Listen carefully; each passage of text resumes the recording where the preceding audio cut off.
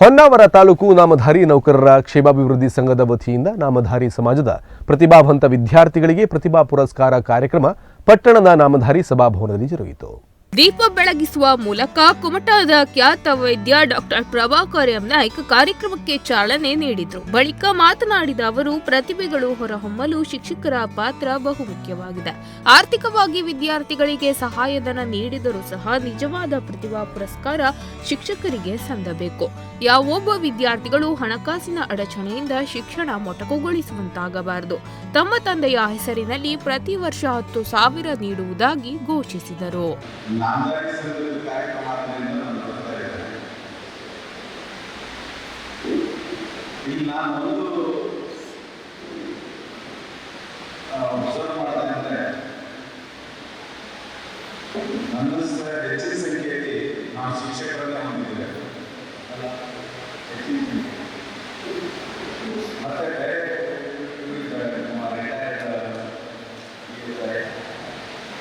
ಆದರೆ ಡಾಕ್ಟರ್ ನನಗೆ ಯಾವ ಕಾರಣ ನಾಮಧಾರಿ ಸಂಘ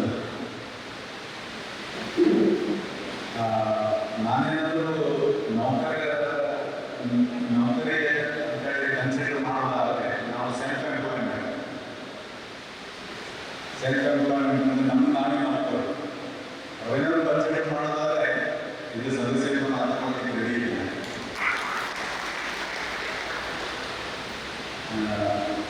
ಜಾಸ್ತಿ ಜನ ನಮ್ಮ ಡಾಕ್ಟರ್ಗಳು ಇದರಲ್ಲಿ ಇನ್ವಾಲ್ವ್ ಆಗಬೇಕು ಅಂತ ನನ್ನ ಒಂದು ಅನಿಸಿಕೆ. ಆ ನಿಟ್ಟಿನಲ್ಲಿ ಪ್ರಯತ್ನ ಮಾಡೋದಾದರೆ ನನ್ನೊಂದು ಸಹಾಯ ಈ ಸಂಘದ ಜೊತೆಗೆ.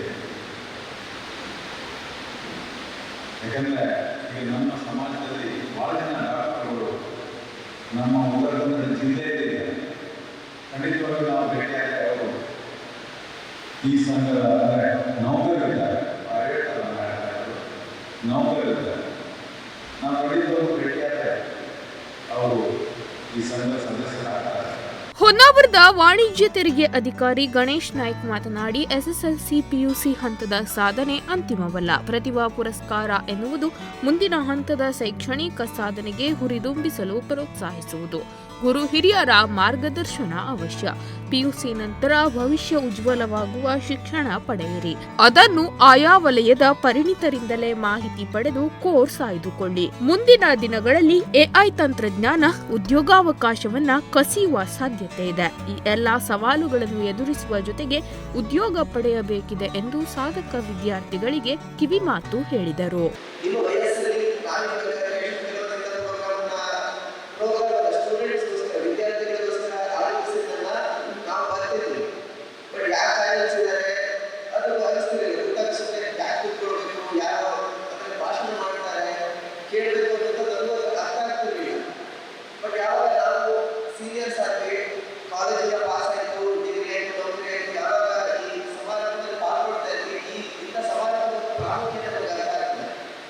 ರಾಜ್ಯ ಸರ್ಕಾರಿ ನೌಕರರ ಸಂಘದ ತಾಲೂಕಾಧ್ಯಕ್ಷ ರಾಜ್ಕುಮಾರ್ ನಾಯ್ಕ್ ಮಾತನಾಡಿ, ನಮ್ಮವರನ್ನು ನಾವು ಗುರುತಿಸಿದರೆ ಸಮಾಜದ ಏಳ್ಗೆಗೆ ಕಾರಣವಾಗುತ್ತದೆ. ಸಮಾಜವನ್ನು ಬೆಳೆಸಲು ಪ್ರೇರಕ ಶಕ್ತಿಯಾಗಬೇಕು.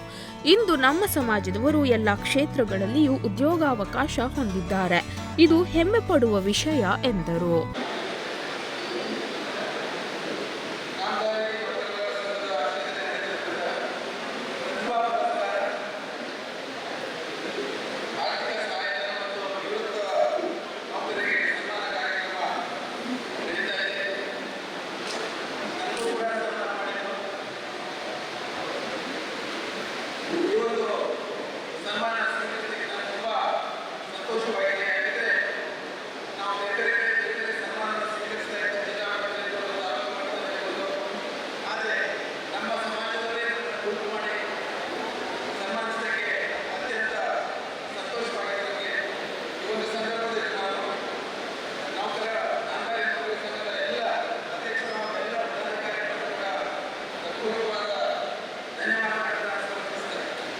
ಕ್ಷೇತ್ರ ಶಿಕ್ಷಣಾಧಿಕಾರಿ ಜಿಎಸ್ ನಾಯ್ಕ್ ಮಾತನಾಡಿ, ಬಹಳ ಹಿಂದುಳಿದ ಸಮಾಜ ಇಂದು ಶೈಕ್ಷಣಿಕವಾಗಿ ಅನೇಕ ರೀತಿಯಲ್ಲಿ ಸಾಧನೆ ಮಾಡುತ್ತಿದೆ.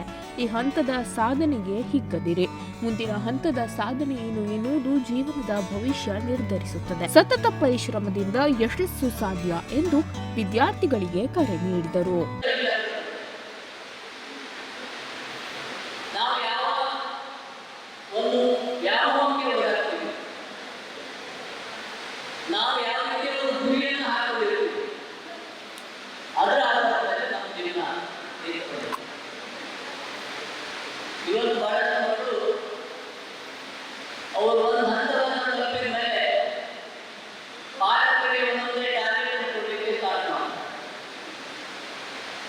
ನಾವೆಲ್ಲ ಓದುವಾಗ ಮಕ್ಕಳನ್ನು ಓದಿಸೋದು ತುಂಬ ಸುಲಭವಾಗಿತ್ತು.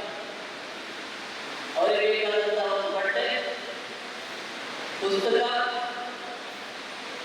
ಬಸ್ ಪಾಸು ಇಷ್ಟು ಕೊಟ್ಟರೆ ಮುಗಿತು.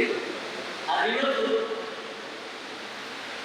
ಸಾಮಾನ್ಯ ಪ್ರೈಮರಿ ದಾಟಿ ಹೈಸ್ಕೂಲ್ ಹೋಗ್ಬಿಟ್ಟರೆ ಕಂಡೀಷನ್ ಆಗಲಿ ಸ್ಟಾರ್ಟ್ ಮಾಡ್ತಾರೆ. ನನಗೊಂದು ಒಳ್ಳೆ ಮೊಬೈಲ್ ಬೇಕು. ಅದು ಈಗ ಆನ್ಲೈನ್ ಬಂದಮೇಲೆ ಅವರಿಗೆ ತುಂಬ ಸುಲಭವಾಗಿದೆ ಅದು ಕೇಳಿ. ಎಸ್ಎಸ್ಎಲ್ಸಿ ಹಾಗೂ ಪಿಯುಸಿಯಲ್ಲಿ 90%ಕ್ಕಿಂತ ಹೆಚ್ಚು ಅಂಕ ಪಡೆದ ವಿದ್ಯಾರ್ಥಿಗಳಿಗೆ ನಗದು ಪುರಸ್ಕಾರ ನೀಡಿ ಗೌರವಿಸಲಾಯಿತು ಹಾಗೂ ಆರ್ಥಿಕವಾಗಿ ಹಿಂದುಳಿದ ಪ್ರತಿಭಾವಂತ ಮಕ್ಕಳಿಗೆ ಸಹಾಯಧನ ನೀಡಲಾಯಿತು. ಸಾಧನೆ ಮಾಡಿದ ಸಮಾಜದ ಸರ್ಕಾರಿ ನೌಕರರಿಗೆ ಸನ್ಮಾನಿಸಿ ಗೌರವಿಸಲಾಯಿತು.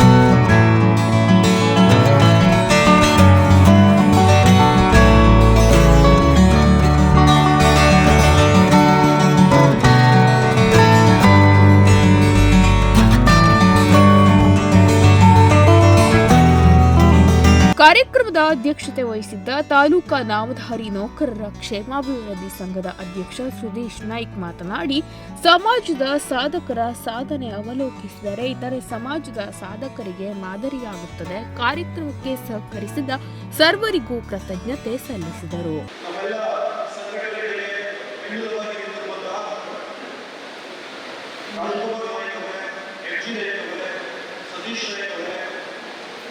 ಕಿಶೋರ್ ನಾಯ್ಕ ಅವರೇ, ಪ್ರಭಾಕರ್ ನಾಯ್ಕ ಅವರೇ, ವೇದಿಕೆಯಲ್ಲಿ ವಿಶೇಷ ಆಹ್ವಾನಿತರಾಗಿ ಆಗಮಿಸಿರುವಂತಹ ನಿಕಟಪೂರ್ವ ಅಧ್ಯಕ್ಷರಾಗಿರುವಂತಹ ಗೋವಿಂದ ನಾಯ್ಕ ಅವರೇ, ನಮ್ಮೆಲ್ಲರಿಗೂ ಮಾಡತಕ್ಕಂಥ ಹಿರಿಯರಾಗಿರುವಂತಹ ಶಂಕರ ನಾಯ್ಕ ಅವರೇ, ನಾಮಧಾರಿ ವಿದ್ಯಾರ್ಥಿ ನಿಲಯದ ಆಡಳಿತ ಮಂಡಳಿಯ ಎಲ್ಲ ಗೌರವಾನ್ವಿತ ಅಧ್ಯಕ್ಷರುಗಳೇ, ಪದಾಧಿಕಾರಿಗಳೇ, ಹದಿನಾಲ್ಕು ತಾಲೂಕಿನ ಪ್ರತಿಭಾ ಪುರಸ್ಕಾರಕ್ಕೆ ಆಗಮಿಸಿರುವಂತಹ ಎಲ್ಲ ವಿದ್ಯಾರ್ಥಿಗಳೇ, ಪಾಲಕರೇ, ಪೋಷಕರೇ,